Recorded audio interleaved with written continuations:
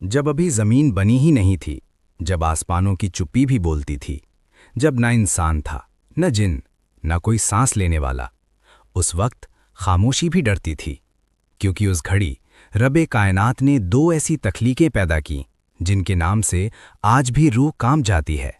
जन्नत, जहां रहमत हद से ज्यादा है, और जहन्नुम, जहां इंसाफ की आग रहम से खाली है। और फिर हुआ वो जो फरिश्तों ने भी पहले कभी नहीं देखा। अल्लाह का हुक्म उतरा, आवाज आई, ए जिब्राइल, जन्नत की तरफ जाओ और देखो कि हमने अपने नेक बंदों के लिए क्या क्या नेमतें तैयार की हैं। जिब्राइल अलैहिस्सलाम ने सर झुकाया।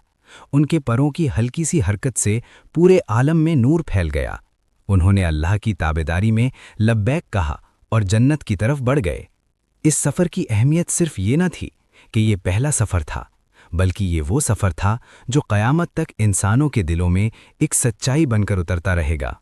जिब्राइल अलैहिस्सलाम आगे बढ़ते गए। पहले नूर हल्का था, फिर बढ़ता गया, फिर इतना बढ़ गया कि अगर वो नूर दुनिया की तरफ झलक जाए तो सूरज भी अपने आप को बुझा हुआ महसूस करे। जन्नत के करीब जाते ही एक ऐसी खुशबू महसूस हुई जो ना फूलों की थी, ना किसी मिट्टी की, ना किसी इत्र की, बल्कि ये वो खुशबू थी जिसे सिर्फ रब की रहमत पैदा कर सकती है। जब अभी जमीन बनी ही नहीं थी, जब आसमानों की चुप्पी भी बोलती थी, जब ना इंसान था, न जिन, न कोई सांस लेने वाला, उस वक्त खामोशी भी डरती थी, क्योंकि उस घड़ी रबे कायनात ने दो ऐसी तख्लीकें पैदा की जिनके नाम से आज भी रूह काम जाती है। जन्नत, जहां रहमत हद से ज्यादा है, और जहन्नुम, जहां इंसाफ की आग रहम से खाली है। और फिर हुआ वो जो फरिश्तों ने भी पहले कभी नहीं देखा। अल्लाह का हुक्म उतरा, आवाज आई, ए जिब्राइल, जन्नत की तरफ जाओ और देखो कि हमने अपने नेक बंदों के लिए क्या क्या नेमतें तैयार की हैं। जिब्राइल अलैहिस्सलाम ने सर झुकाया। उनके परों की हल्की सी हरकत से पूरे आलम में नूर फैल गया। उन्होंने अल्लाह की ताबेदारी में लब्बैक कहा और जन्नत की तरफ बढ़ गए। इस सफ़र की अहमियत सिर्फ ये न थी कि ये पहला सफ़र था, बल्कि ये वो सफ़र था जो क़यामत तक इंसानों के दिलों में एक सच्चाई बनकर उतरता रहेगा। जिब्राइल अलैहिस्सलाम आगे बढ़ते गए। पहले नूर हल्का था, फिर बढ़ता गया, फिर इतना बढ़ गया कि अगर वो नूर दुनिया की तरफ झलक जाए तो सूरज भी अपने आप को बुझा हुआ महसूस करे। जन्नत के करीब जाते ही एक ऐसी खुशबू महसूस हुई जो ना फूलों की थी, ना किसी मिट्टी की, ना किसी इत्र की, बल्कि ये वो खुशबू थी जिसे सिर्फ रब की रहमत पैदा कर सकती है। जिब्राइल अलैहिस्सलाम रुक गए। उन्हें महसूस हुआ कि जन्नत के दरवाज़ों की तरफ एक खिंचाव है, एक रूहानी ताकत उन्हें अपनी तरफ बुला रही है। जब वो दरवाजे तक पहुंचे तो दरवाजे की ऊंचाई देखकर उनकी निगाहें ठहर गईं। ये कोई ऐसा दरवाज़ा न था जैसा दुनिया में होता है। उसकी ऊंचाई इतनी थी कि नज़र ऊपर जाए तो आसमान सा लगने लगे। उसकी चौड़ाई इतनी थी कि अगर फरिश्तों की एक लश्कर भी उसके सामने खड़ा हो जाए तो भी वो तंग महसूस ना हो। दरवाजे की बनावट में एक ऐसे नूर की चमक थी जो आंख की रोशनी नहीं चुराती, बल्कि दिल की रोशनी बढ़ा देती थी। दरवाजे पर बड़े आराम से हवा की एक लहर लगी हुई थी जो हर क्षण तस्बीह कर रही थी, सुभान अल्लाह, सुभान अल्लाह। जिब्राइल अलैहिस्सलाम आगे बढ़े। जैसे ही उन्होंने इरादा किया, दरवाज़ा अपने आप खुल गया। ना आवाज़ हुई, न रुकावट आई, बस एक नूर का दरवाज़ा खुला और उसके पार जन्नत का पहला मंजर। जैसे ही जिब्राइल अलैहिस्सलाम अंदर दाखिल हुए, उनकी आंखें ठहर गईं। वो रुक गए। ऐसा लगा जैसे पल भर के लिए वक्त थम गया हो। उनके सामने एक ऐसा मंजर था जिसे बयान करना फरिश्ते की भी ताकत से बाहर था।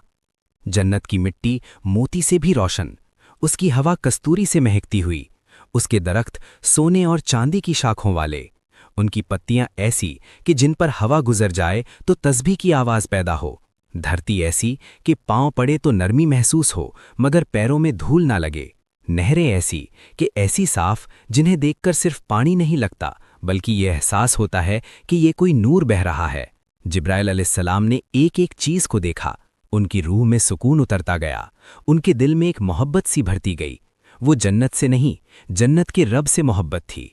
जिब्राइल अलैहिस्सलाम एक महल के सामने ठहरे। वो इतना ऊंचा था कि उसकी आखिरी मंजिल नज़र में नहीं आ रही थी। उसकी दीवारें सोने की थीं, दरवाजे चांदी के और खिड़कियां याकूत और मोती से बनी हुई थीं। ہر محل کا رنگ الگ تھا، کہیں سفید چمک، کہیں ہلکی گلابی نورانی جھلک، کہیں ہرے پنوں جیسی ہریالی۔ محلوں سے ایک عجیب طرح کا سکون اٹھ رہا تھا، جیسے ان کے اندر رہنے والے لوگ دنیا میں بہت روئے ہوں، بہت صبر کیا ہو، بہت تنگیوں کا سامنا کیا ہو، اور اب یہ گھر ان کے لیے راحت کا اعلان کر رہا ہو۔ جبرائیل کا دل کہہ رہا تھا، یہی وہ جگہ ہے، یہی وہ منزل ہے جس کے لیے آدم کی اولاد پیدا کی گئی ہے۔ وہ جتنا دیکھتے گئے حیرت بڑھتی گئی۔ ان کے نورانی چہرے پر ایک مسکراہٹ ابھر آئی، وہ مسکراہٹ جسے اللہ کے نور نے اجالا دیا تھا۔ انہوں نے دل ہی دل میں کہا، کیا ہی خوش نصیب ہوں گے وہ لوگ جن کے لیے یہ سب بنایا گیا ہے۔ جبرائیل علیہ السلام آگے بڑھے اور جنت کی ان ندیوں کو دیکھا جن کا پانی دودھ سے بھی سفید اور شہد سے بھی میٹھا تھا۔ ان کی آواز اتنی سریلی تھی کہ اگر انسان سن لے تو دنیا کا سارا سنگیت بھول جائے۔ انہوں نے ان پیڑوں کو دیکھا جن کے نیچے گھوڑا 100 سال بھاگے تو بھی چھایا ختم نہ ہو۔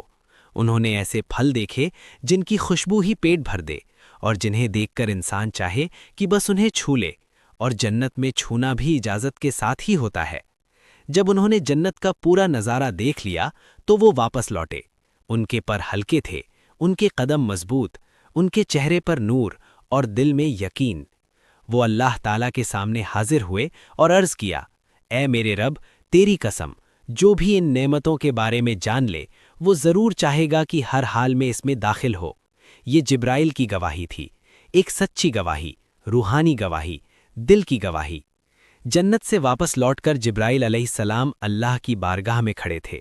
ان کے نورانی چہرے پر جنت کا سکون تھا اور ان کے دل میں وہ بے پناہ رحمت جو انہوں نے اپنی آنکھوں سے دیکھی تھی۔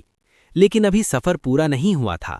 جنت تو رحمت کا گھر ہے، مگر آج ان کے سامنے ایک ایسی جگہ کا دیدار باقی تھا جہاں رحمت نہیں، انسان کے گناہوں کا جواب رکھا گیا تھا۔